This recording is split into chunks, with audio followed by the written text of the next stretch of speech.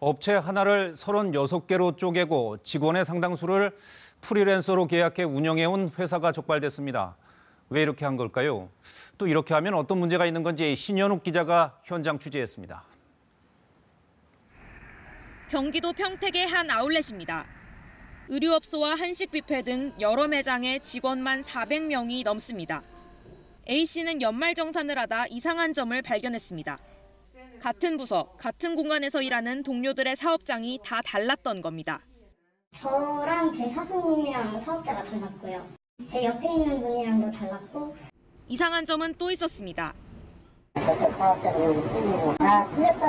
고용노동부 조사 결과 여러 매장들은 회장 1명이 실질적으로 운영하는 한 업체였습니다. 하지만 36개의 다른 업체로 나눠 등록됐고 각각 업체들의 대표는 회장의 딸이나 사위 등 친인척으로 내세웠습니다. 업체들이 쪼개지면서 대부분 상시 근로자가 5인 미만인 사업장이 된 겁니다. 5인 미만 사업장이 되면 근로기준법이 적용되지 않고 따라서 각종 수당과 휴가를 주지 않아도 됩니다. 수당이나 이런 건 받으셨어요? 일단 없었습니다. 방법은 또 있었습니다.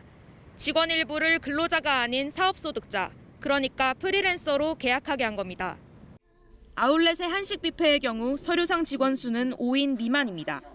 하지만 직원의 말은 다릅니다. 8명은 되죠. 뻔히 아는 사실이고. 고용부는 직원 400여 명 가운데 170여 명이 서류상 사업소득자로 신고됐고 결국 36개 업체 대부분이 5인 미만 사업장이 됐다고 밝혔습니다. 이에 대해 아울렛 측은 각 사업장은 노동법 회피를 위해 일부러 근로자를 쪼개 운영한 게 아니며 각 매장 인수 과정에서 근로자와 고용 조건을 그대로 승계했다고 해명했습니다. 또 근로자의 개별 사정을 고려해 일부는 부득이하게 사업소득자로 신고했다고 밝혔습니다.